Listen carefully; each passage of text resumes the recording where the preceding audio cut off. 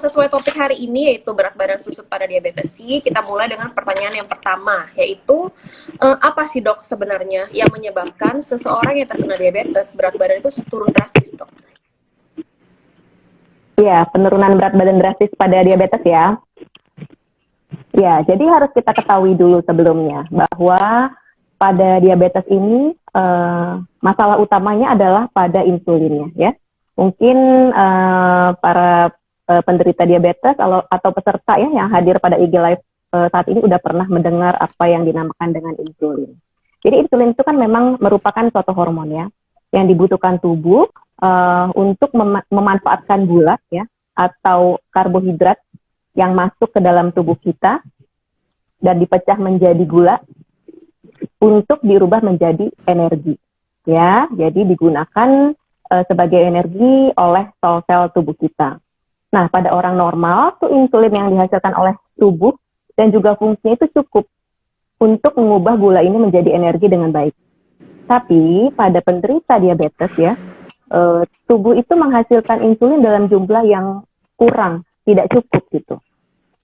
Nah, ini menyebabkan tubuh itu tidak dapat menggunakan gula sebagai sumber energi dengan baik. Itu yang pertama. Yang kedua, ada juga gangguan pada fungsi insulinnya, ya. Jadi tubuh kita itu tidak dapat merespon fungsi insulin dengan baik. Sehingga, ya walaupun kita sudah mengonsumsi karbohidrat yang dipecah menjadi gula, tetap tidak bisa digunakan oleh sel-sel tubuh kita, ya. Nah, itu yang menyebabkan sel-sel tubuh kita itu menjadi seperti istilahnya kayak kelaparan gitu. Harusnya setelah kita konsumsi gula, ya mereka mendapatkan bisa memakai gula itu sebagai energi kan. Nah, tapi karena tadi ada kurangnya jumlah insulin dan respon insulin yang tidak baik dalam tubuh, itu menyebabkan sel kita itu seperti kelaparan. Nah, dia memberikan sinyal ke otak kita. Dia mengatakan bahwa ini kita nggak punya cadangan energi loh yang mau kita gunakan untuk fungsi sel-sel tubuh kita. Kita butuh gitu. Dia memberikan sinyal ke otak. Nah, lalu otak akan memberikan perintah tuh ke jaringan-jaringan yang memang menyimpan cadangan energi. Contohnya sel-sel otot. Sel otot ini kan tempat menyimpan cadangan energi ya, sel glikogen. Yang kedua adalah sel lemak. Nah, pada saat sel-sel ini tadi kelaparan, maka otak akan memerintahkan untuk memecahkan ya cadangan lemak yang ada di otot dan yang cadangan energi yang ada di otot dan yang di lemak untuk digunakan menjadi sumber energi. Nah, pemecahan sel-sel otot dan sel-sel lemak inilah yang menyebabkan akhirnya pada penderita diabetes itu akan mengalami penurunan berat badan. Nah, begitu untuk penjelasan secara singkat. Oke, jadi yang seharusnya tubuh itu membakar gula, ini dia membakar lemak dan otot ya dok, kurang lebih seperti itu ya? Kurang lebih seperti itu. Iya, betul. Oke, nah sekarang pertanyaan kedua nih dok. Apa kondisi orang dengan metabolisme tubuh tertentu yang bisa menyebabkan BB susut? Atau semua orang bisa mengalami demikian, dok? Ya, jadi tidak semua penderita diabetes itu ya akan mengalami penurunan berat badan. Tergantung dari kerusakan yang terjadi pada tubuhnya. Tadi kan saya katakan ada dua ya. Pertama, penurunan pengeluaran insulinnya. Ya, itu gangguannya ada di organ tubuh kita yang namanya pankreas. Mungkin udah pernah dengar juga ya. Pankreas inilah yang berfungsi untuk mengeluarkan insulin. Jika terjadi gangguan pada salah satu selnya ya, sel beta pankreas, nah itu akan terjadi penurunan jumlah dari insulin. Yang kedua, ada juga responnya tadi, ya. Jadi tubuh itu tidak dapat merespon dengan baik, sel-sel tidak dapat merespon dengan baik, atau kita sebut istilahnya dengan resistensi insulin. Nah, dia ini, penderita diabetes ini, lebih dominan yang mana? Apakah penurunan jumlah insulinnya, atau resistensinya, atau responnya yang terganggu? Ya, nah itu yang menyebabkan berbeda-beda. keadaannya. Oke, berarti itu yang menyebabkan juga ada yang mengalami gejala berat badannya susut, ada juga yang enggak ya dok ya. Berarti nggak semua Iya, penderita diabetes akan mengalami berat badan susut. Itu tidak tergantung semua. kerusakannya, yang seperti tadi dok Vina bilang ya. Iya. Oke, oke. Ini langsung nanya sama pakar gizi nih, dok Shina nih. Jadi tuh pola makan seperti apa nih dok yang kudu diterapkan pada diabetes C yang BB-nya susut dok? Iya. Jadi sebelum kita membicarakan masalah makanan ya, harus makan pola makan yang bagaimana, kita harus tahu dulu. Penata laksanaan DM itu utamanya ada 4 ya. Pertama, pasien itu harus tahu dulu apa sih yang menyebabkan dia mengalami diabetes, apa saja risiko-risikonya, faktor risiko yang terjadi dalam dirinya apa saja. Nah, itu harus tahu. Contohnya dia mempunyai berat badan yang berlebih atau obesitas. Itu merupakan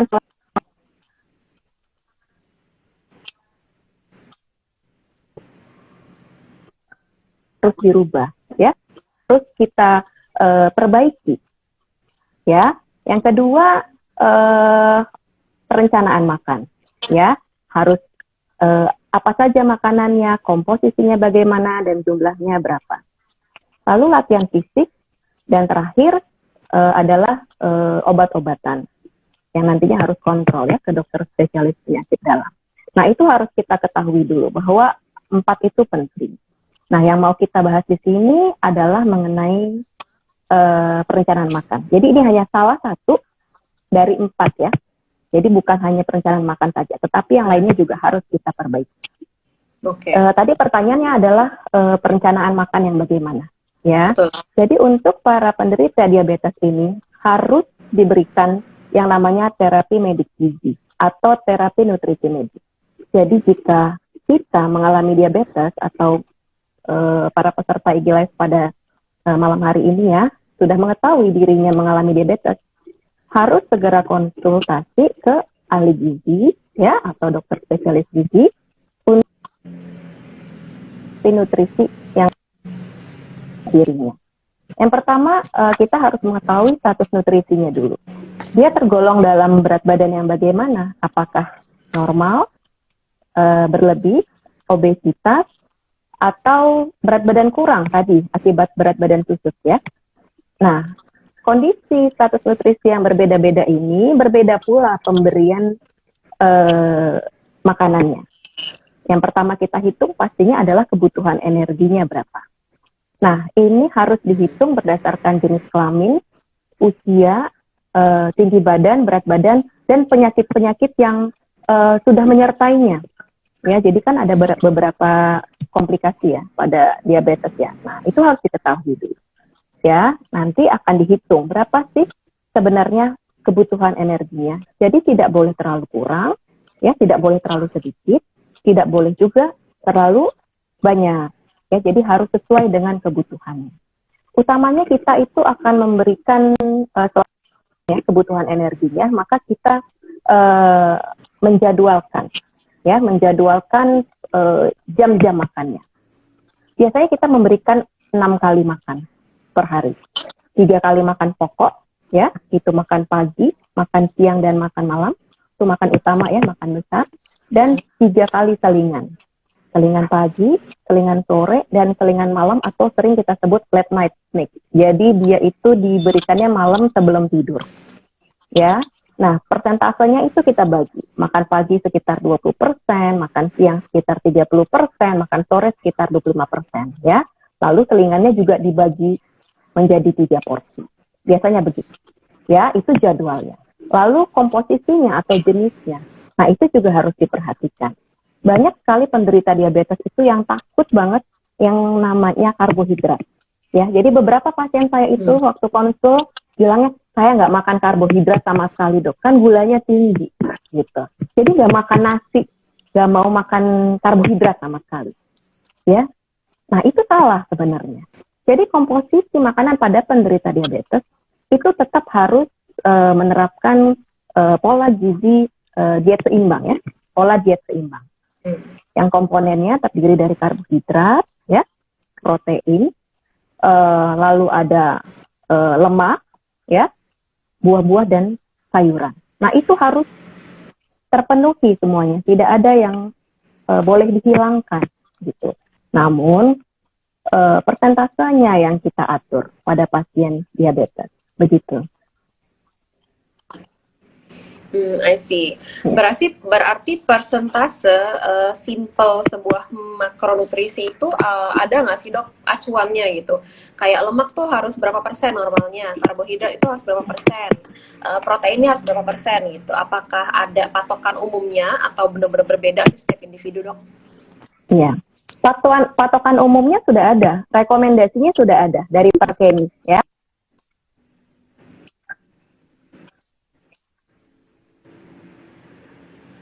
Sekitar 45 sampai 65% dari total asupan energi dalam sehari. Tapi yang harus diingat pada penderita diabetes, pilihan karbohidratnya terutama adalah karbohidrat yang kompleks. Apa sih maksudnya karbohidrat kompleks? Yaitu yang susunan karbohidratnya itu ya bukan seperti gula pasir, gula sederhana. Contohnya apa? Contohnya gandum, ya, biji-bijian, kacang-kacangan. Nah, itu tergolong dalam karbohidrat kompleks. Lalu bagaimana dengan gula, dok? Boleh nggak makan gula? Sebenarnya masih bisa, tapi dibatasi. Dibatasi kurang dari 5% dari total energi dalam sehari. Tidak boleh melebihi dari 5%. Ya, tapi tidak boleh juga tidak makan karbohidrat sama sekali. Karena apa? Karena otak kita itu utamanya memakai energi yang sumbernya itu dari karbohidrat. Ya, jadi konsumsi karbohidrat itu tidak boleh kurang dari 130 gram per hari. Harus tetap ada. Begitu. Itu yang sering salah pada pasien-pasien diabetes. Itu lemak, karbohidrat. Yang kedua, protein. Protein ini agak spesial pada pasien diabetes. Karena pasien diabetes yang awal mungkin belum ada komplikasi, nah itu kita dapat memberikan protein agak tinggi, ya. Mungkin sekitar 20%, 15-20% lah biasanya. Atau jika kita hitung pakai berat badan, itu sekitar 1-1,2 gram per kilogram berat badan per hari. Tetapi jika ada komplikasi pada ginjal, maka protein ini harus dibatasi. Tidak boleh melebihi 0,8 gram per kilogram berat badan per hari. Nah, jadi harus dihitung banget kan, jumlah protein yang diasup. Nah, jadi ini tergantung pada keadaan ginjal. Lalu yang ketiga, lemak. Lemak ini dibatasi 20-25%. Tidak boleh lebih dari 30%. Dan komposisinya juga harus didominasi oleh lemak yang tidak jenuh, baik itu tunggal maupun ganda atau jamak. Ada rasionya. Dan asupan kolesterolnya harus kurang dari 200 mg per hari. Itu. Lalu serat juga ada rekomendasinya. Ya, serat itu harus dikonsumsi oleh penderita diabetes sebanyak 14 gram per 1000 kilokalori makanannya. Atau 20-35 gram per hari. Ya, sumbernya dari mana? Contohnya dari kacang-kacangan, ya, dari buah, dari sayuran. Nah, komponen-komponen makanan ini harus ada dalam asupan makan para penderita diabetes. Tidak boleh ada satu komponen yang dihilangkan. Ya, jadi stigma tidak boleh makan karbohidrat itu harus dihilangkan. Begitu. Oke, siap, lengkap banget jawabannya. Sampai tadi saya mau nanya, nggak jadi, soalnya langsung dijawab lagi sama Mbak. Iya. Oke, lanjut ya berarti dok ya. Oke, jika diabetes sih mengalami berat badan susut nih dok, ada nggak sih suplemen atau vitamin tambahan yang wajib atau nggak diperlukan untuk dikonsumsi? Ya, jadi kalau sudah mengalami berat badan susut ya, kembali kita harus hitung dulu berapa sih indeks massa tubuhnya, ya, status nutrisinya bagaimana. Apakah masih tergolong dalam kategori normal atau berlebih atau bahkan masih dalam kategori obesitas, ya. Jika memang penderita diabetes ini sudah masuk ke dalam kategori berat badan kurang, ya, atau malnutrisi, maka itu harus diperbaiki, harus dikoreksi, tidak boleh dibiarkan, ya, karena nanti masa ototnya, sel-sel ototnya akan habis, ya. Nah, itu harus diperbaiki. Tapi jika dia masih masuk ke dalam kategori obesitas atau berat badan berlebih, nah itu harus kita koreksi juga, ya, minimal dia mencapai berat badan ideal, jadi tidak masuk dalam kategori obesitas, begitu. Nah, untuk suplementasi kita harus ingat, suplementasi itu kita berikan apabila memang tidak tercukupi dari bahan makanan sumber. Jadi untuk para penderita diabetes yang mengalami berat badan kusut, ya, misalnya dia sudah berat badan kurang ya, berat badannya sudah tidak masuk dalam kategori status nutrisi baik. Bukan suplementasinya dulu yang kita utamakan, tetapi komposisi makanan yang tadi sudah saya jelaskan, itu dulu yang diperbaiki. Ya, jadi dari makronutrien, mikronutriennya dulu, dan terutama dari bahan makanan sumber. Apabila tidak dapat tercukupi dari bahan makanan sumber, misalnya pasiennya tidak selera makan, ya, atau susah, intake-nya sulit, tidak dapat makan sesuai dengan yang sudah kita sarankan. Nah, itu boleh diberikan suplementasi. Suplementasinya berupa ya tergantung kebutuhannya apa, gitu. Oke. Oke. Oke sih, Dok. Jadi nih, Dok, misalkan nih ada seseorang diabetesi yang sudah mengalami BB susut yang sudah termasuk kategori malnutrisi nih, Dok. Solusinya kan adalah harus memperbaiki pola makannya ya, makro mikronutrien, dan menerapkannya secara konsisten nih. Ada lagi nggak, Dok, solusi lain jika diabetes ingin menaikkan BB setelah susut karena diabetes dengan lebih cepat gitu, Dok? Iya. Kalau misalnya penderita diabetes sudah mengalami berat badan kusut ya, dan sudah masuk dalam kategori malnutrisi, kita analisis dulu asupannya. Jika memang tidak baik, ya, tidak bisa, maka kita harus memberikan suplementasi kepada pasien, ya, baik itu suplementasi makronutrien juga bisa ya diberikan suplementasi, bukan cuma vitamin dan mineral aja, ya, itu bisa diberikan sehingga nantinya akan mencukupi kebutuhan dari pasien tersebut, gitu. Jadi memang tergantung dari kebutuhannya. Contoh, pasien tidak bisa mengkonsumsi misalnya makan pokoknya hanya bisa 2 kali ya sehari. Pasien mungkin intake-nya cukup sulit ya, biasanya pada lansia kadang-kadang sulit ya, merasa kenyang, terasa tidak lapar sehingga melewatkan jam makan malam misalnya. Nah, itu bisa kita ganti makanannya bukan seperti makanan pokok biasa, tapi diganti dengan misalnya makanan cair, misalnya begitu ya. Tetapi tidak boleh pasien ini melewati jam makannya, gitu. Jadi bentuk makanannya yang biasanya kita akan ganti sehingga kebutuhannya tercukupi, begitu. Oke, betul. Ini penting sekali sih karena banyak sekali yang info kalau berat badan saya sudah susut nih karena diabetes gitu ya.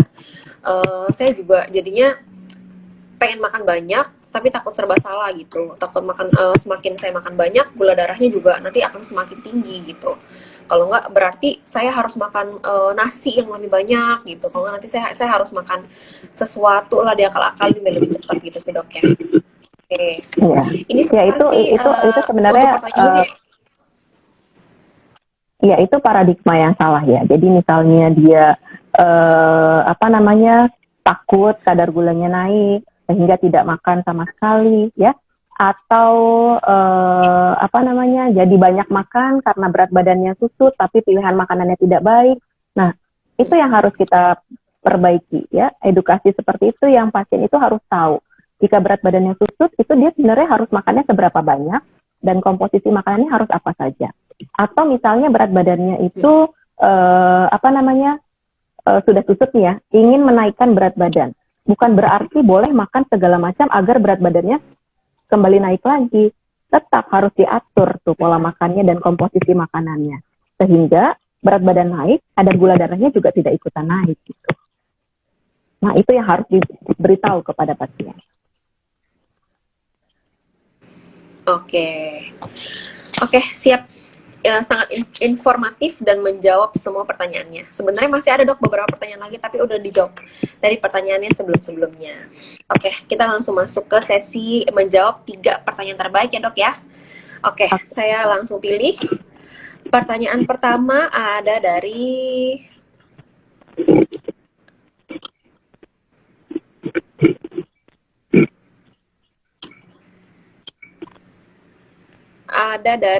Ibu Ichbinma. Dok, apakah badan kurus itu berisiko diabetes meskipun tidak ada riwayat penyakit genetik sama sekali? Berat badan kurus ya. Biasanya yang menjadi faktor risiko terjadi diabetes itu memang berat badan berlebih dan obesitas. Ya, tapi bukan berarti berat badan kurus itu pasti terhindar dari diabetes. Bisa aja tetap terkena diabetes jika pola makannya tidak baik. Ya, jika konsumsi gulanya berlebih, ya, itu bisa menyebabkan diabetes pada orang yang kurus lah dari awalnya. Selain tadi faktor-faktor genetik. Jadi memang faktor risikonya terutama memang pada berat badan berlebih dan obesitas. Oke, tapi berat badan kurus itu sendiri memang ada genetiknya dok ya? Bukan disebabkan oleh karena permasalahan insulin juga kan dok ya? Karena memang ada sebagian orang yang memang genetiknya kurus gitu. Dan biasanya orang yang kurus tersebut kurang waspada terhadap diabetes. Betul nggak dok?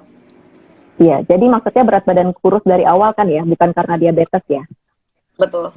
Iya, memang ada kan orang yang memang metabolismenya itu tinggi gitu ya. Jadi dia makan banyak juga kayaknya kok nggak gemuk-gemuk gitu ya, tetap kurus aja gitu.